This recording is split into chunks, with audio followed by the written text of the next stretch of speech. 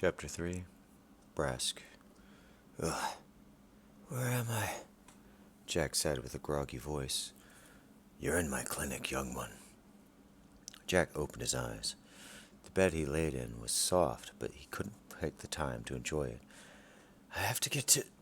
He was interrupted. Orange hands gently guided him back to a laying position. Hold on now. You were found collapsed just outside of the wall.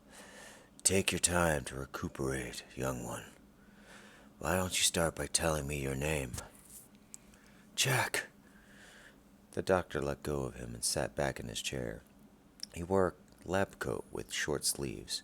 While clothing was not unheard of, this would be the first time Jack had ever seen garments upon another.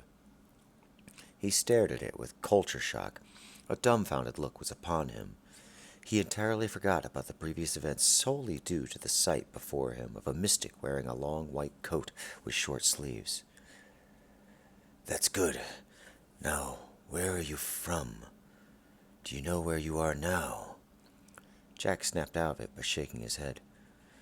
No, I mean, yes, this should be Brask. To which he looked about the room, curiously taking in his surroundings from inside this cube-shaped room. He could tell that the structure he occupied was not a hut, but a building constructed of wood. He saw the wood panels on the floor, ceiling, and walls. The door, too, was made of wood. The bookshelves lining the wall consisted of more spherical books than the healer had in his hometown of Pine. There was a rug on the floor with a simple pattern, but still of better quality than any rug Pine ever had.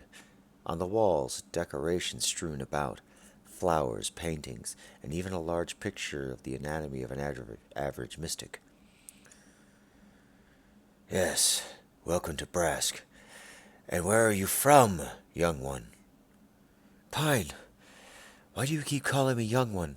I ascended 2 days ago. The healer pointed at Jack. Your skin is gray. Listen, you might be dehydrated from your journey, so I understand if you are delirious, but it won't do to be dishonest with a professional healer, all right? Jack furrowed his brow, feeling frustrated. His skin flushed red, not from blood cells flustering about, but from the elementalist powers activating. The healer nearly fell back from his chair. Well, this is most peculiar. You are an elementalist. How were you gray a moment ago? Jack's anger was replaced by sadness. His skin remained red. I'm not exactly an elementalist. Oh? The healer said with surprise and confusion. Like I said, it was 2 days ago, and nothing made sense since then. The light of the 4 moons struck me all at once. The healer stood up. That's not right. He began to pace back and forth. I don't know how to treat that, or if it could or should even be treated. Jack stood up. Listen, I should get going. Thank you for your help. The healer put his 4 hands on Jack's upper shoulders. It was comforting, yet made him feel nervous. His skin reverted back to gray. Amazing, he commented. Listen, you can just change your skin color to any of the 4? Jack nodded. I guess, maybe. I've turned red, blue, and green so far. It's hard to command it at will. What about orange? Jack brushed his hands off of his shoulders. I don't know how. Healing confuses me. I've read one formula, but it makes no sense.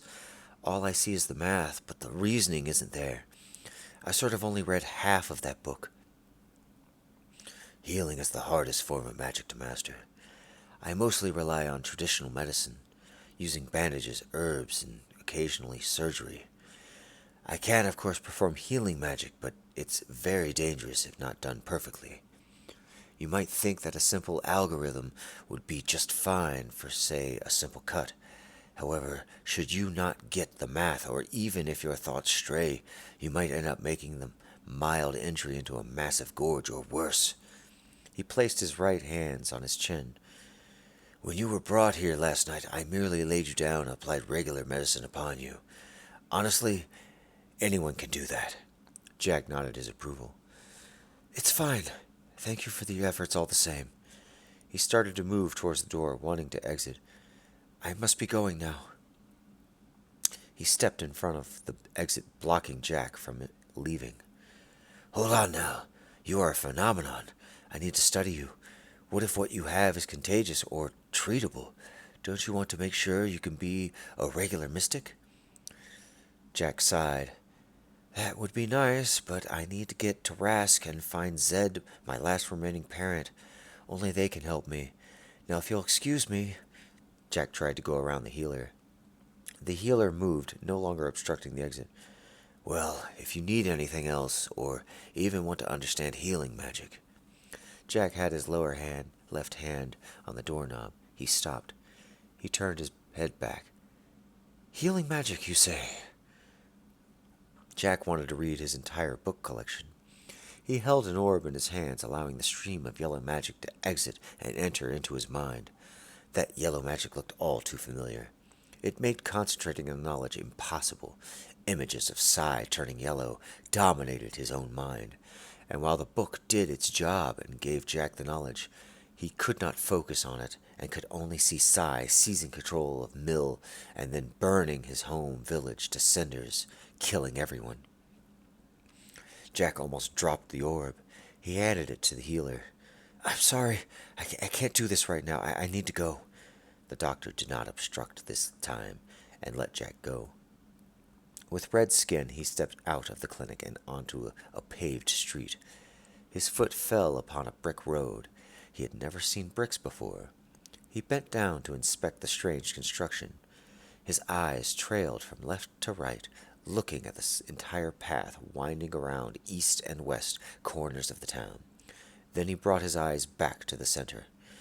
The street led to a small circular path before him. The path circled a statue at the center of town. He saw the back of the statue. He walked around to get a view of the front. A plaque was at the base of the massive bronze statue. It read, General O'Clannis, savior and founder of Brask. He stopped the demons with his mighty power over the elements. Either O'Clannis was more than twice the size of an average mystic, or the statue merely was. Either way, Jack was impressed by the sight. He recalled tales of O'Clannis and his bravery from stories others told over campfires. Long ago, General O'Clannis raised an army from all across the land, consisting of every master elementalist. Together and under his leadership, they crushed every vile demon that threatened not only our livelihood, but our very lives. Beasts trembled at his might, and even dragons bowed at his commands. Jack felt nothing but deep respect for the impressive warrior. He stared at it, imagining the great battles he must have fought against such creatures. He could not take the eyes off of it. Someone stood next to him, facing him, talking to him. Due to the statue, their voice was distant and muffled, until they touched Jack's shoulder. Jack jerked his head in their direction. I said hello. Are you Jack? What? Yes. Who are you? Why are you looking at me? The person removed their upper left hand from his shoulder. The red person that faced him was nondescript, though they clearly were forcing a smile, giving away their nervousness. Elle? Elle? Jack asked. Yes. That's my name. Zed asked me to wait for you. With that, Elle earned his full attention. Jack swung his body directly to Elle in front of him. He almost turned blue in the process. Where is Zed? Why did he send you? What's going on? Elle cringed and inched back, overwhelmed by the bombardment of questions. Listen, I'm just the messenger. I know a little bit about you, but I don't have any more answers to those questions than the next person. Jack smirked. Then what good are you? He fumed and stormed off. Elle chased after him. Wait, I'm supposed to take you to Rask. Jack turned around to face him. Okay, will Zed be there? Elle shrugged. I don't know, probably. Did you ascend 2 days ago like I did? Elle cocked his head in disbelief. You clearly haven't ascended yet.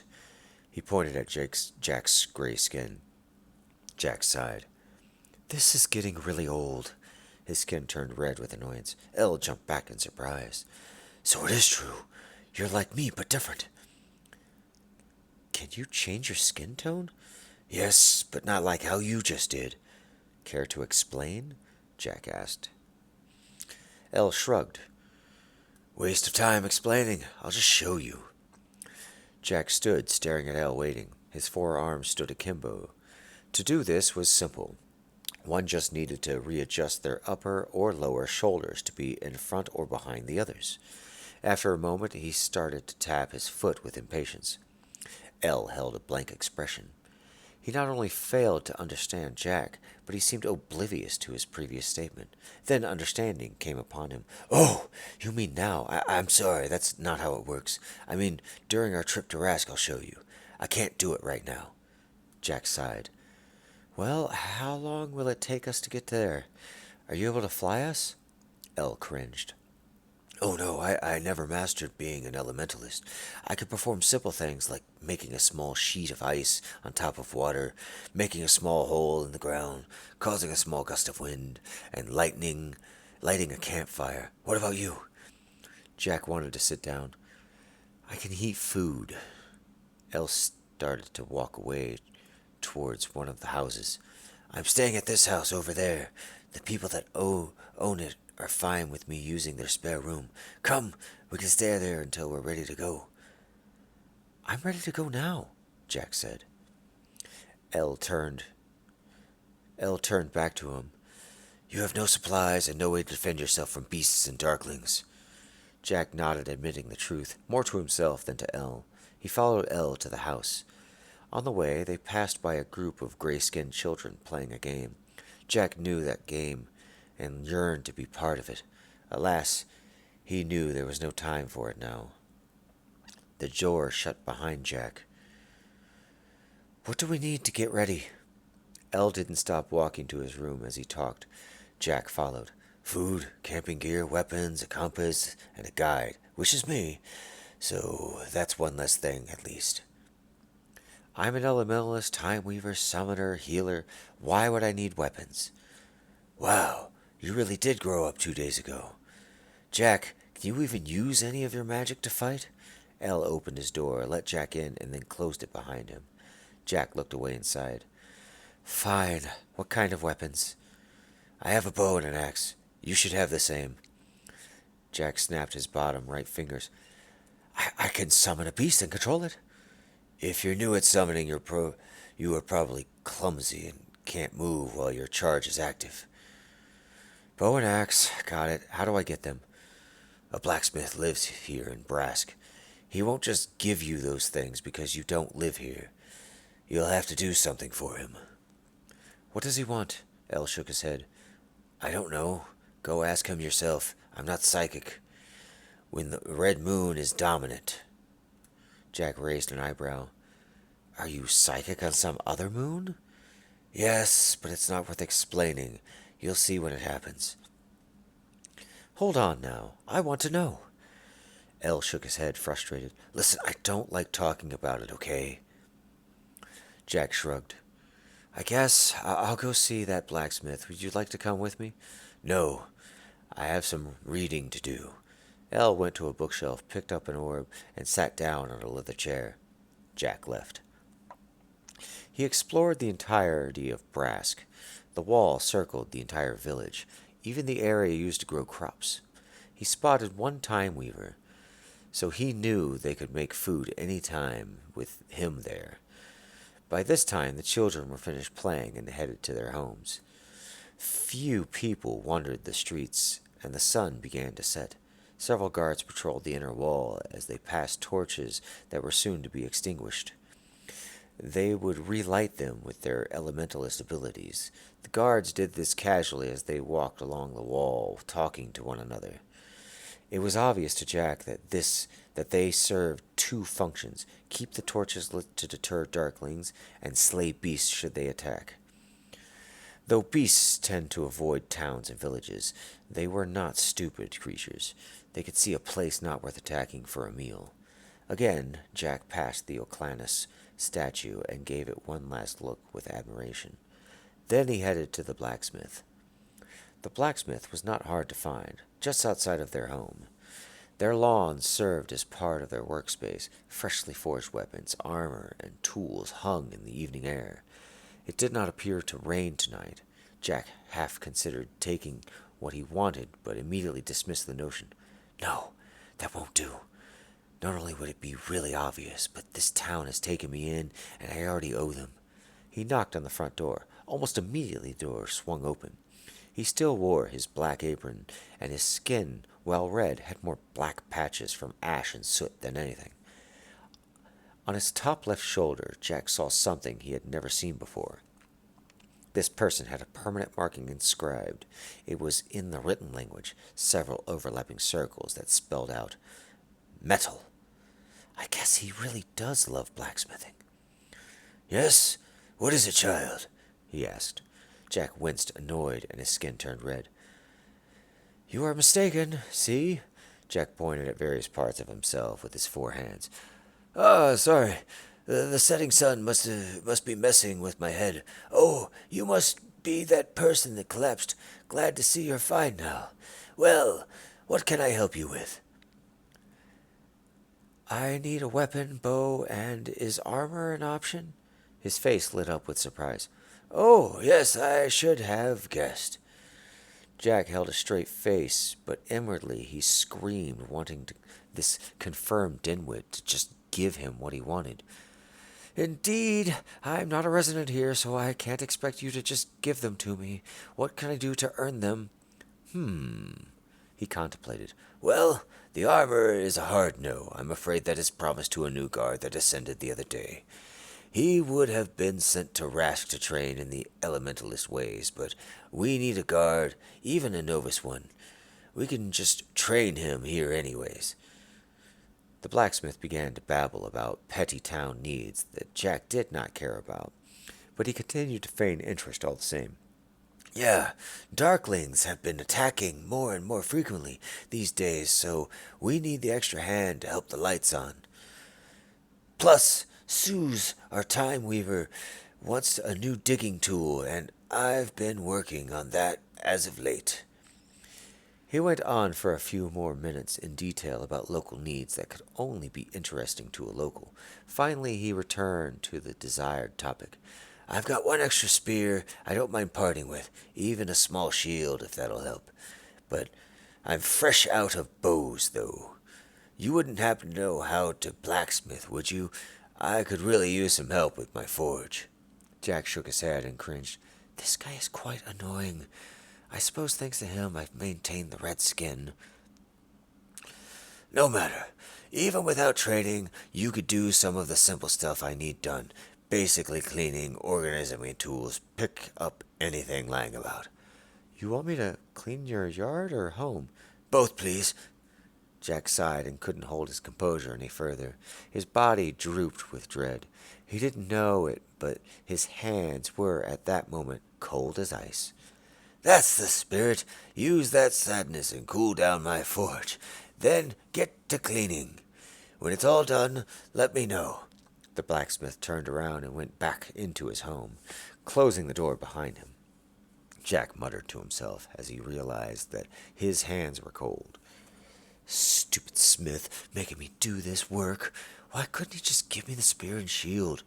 He could just make another one. He did as instructed and used his cold hands to cool down the forge. Light smoke rose as its temperature lowered. After 20 minutes of cleaning and organizing, he found the work distracting, and while not grateful for it, part of him did enjoy it. He knocked on the door. The blacksmith opened it, popped his head out of his lawn to inspect the work, nodded his approval, then waved for Jack to enter. His house was a mess. The elementalist was not accustomed to cleaning, ever, or so Jack surmised. All right, you're halfway done. Get this cleaned up, and the spear and shield are yours. Jack slumped all four of his shoulders. He dragged his feet inside. Within 10 minutes of cleaning, he found it not as bad as he anticipated. He even started to whistle while cleaning. His feet started to shuffle to his made-up tune, and his skin turned blue as the improv dance took full effect. Everything around Jack sped up. He saw the blacksmith rush over to him with lightning speed, swung his arms about wildly while saying words far too fast for Jack to comprehend. He walked circles around Jack just as fast while still whipping his arms about in what looked like a frenzy. Jack buckled down in terror. "What?" With the fear, he reverted to red. The time distortion ended, and the blacksmith slowly came down to normal speed. "Holy crap, what was that? You were blue and actually performed time weaving. Amazing! And you're red again. What is going on? What are you?" I don't know how to explain," Jack exclaimed. The blacksmith shook his head in disbelief. "You are a time weaver and an elementalist?" "And a summoner and a healer," Jack said with exhaustion in his voice. He found a chair and sat down, without caring for an invitation or not. The homeowner didn't seem to mind. "Wow, that's amazing, though it's obvious that you're not very good at time weaving. You made yourself go slow instead of fast. Careful, that'll get you killed in battle." "Oh, I thought it was making you go fast." He shook his head. "Nope, that blue magic swirled around you, not me." "Well, that's pretty useless magic. Why would anyone want to do that?" The blacksmith laughed. "Really? Time weavers are the most impatient people on the planet. They do that all the time." He waved his hands, dismissing the very notion, then returned his attention back to Jack. "You are every kind of mystic. You should keep that secret to yourself as much as possible, young one." The blacksmith cringed at his error. "I mean, fully grown adult. Oof. That part doesn't sound fun. You have to focus on being one of your 4 mystic forms or look like a child." Jack sighed, annoyed at this person stating the obvious, to which his skin turned red. "Hey, there you go," he cheered, oblivious as to why Jack turned red. "Listen, I would love to just change colors all day for your amusement, but I really need that spear and shield, please." He snapped his fingers. "Right!" He stepped away and shortly returned with the 2 promised items. "You only did half the job, didn't clean my house, but seeing what I saw, you're going to need these and consider them on me. Free, half off, I mean."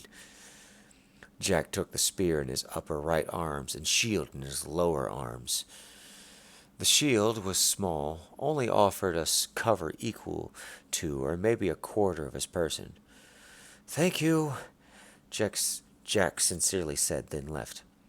He stepped outside, and it was full night. The red moon still dominated the sky, but the green moon started to rise. The locations of the moons in the sky were of great use in calculating the time of night. Jack understood that at least 1/3 of the night had passed. His trip in slow time was not a short one, he gathered. He returned back to Elle's room. "I can only get a spear and a shield." "That'll have to be enough. What took so long?" "I was practicing time weaving, lost track of time." Jack half told the truth. Elle simply nodded and stood up from his chair. "These books are great for learning simple elementalist magic. One thing I've learned over the years, that it takes more than knowledge to perfect the art. While I have a full understanding of magic in every mystic variety, I still lack the ability to perform most of it. I need to practice," he shyly admitted. He then pointed to the chair, offering the seat to Jack. Jack didn't get his full meaning, but sat to rest his body all the same. Elle handed a surprised Jack a book. "Oh, you mean for me to read these? I thought maybe you were being a good host," Elle snorted. "Keep that sense of humor. You'll need it on your rough journey tomorrow." Jack absorbed the knowledge from the book. It streamed its yellow magic out and entered his mind. The complex and simple methods of fire, heat, and combustion in full detail inscribed itself into his mind to access whenever he wanted. The process was draining, but incredibly fast. He opened his eyes. Elle took the glass sphere from him and placed it back on the shelf. "See what I mean? You now have a full understanding of elementalist fire, making, and yet to truly utilize your anger, you will take a great deal of time to master." Jack looked at his lower left palm. He made a fist and tried to force himself into anger. No specific memory crossed his consciousness. He just wanted to conjure a flame. He successfully turned red, and his balled fist did get slightly warmer, but that was it. He calmed himself down and reverted to gray. I see what you mean. I saw someone actually make a ball of fire and then throw it at a beast, literally blew it up into pieces. Mill was really talented like that. Then the memory came back to him. Sai, the demon taking full control of Mill, and Mill then making the bonfire consume everyone and everything. Jack remained red, and a small hovering flame appeared over his fist. Whoa now, calm down, calm down. El rushed over to Jack and placed all four of his hands on his top shoulders, gently trying to let Jack know of the danger. You could accidentally set this house on fire or worse. We could practice tomorrow when we leave, okay? Jack nodded his head, leaving the memory for now. Sorry. Gray, once again. End of chapter 3.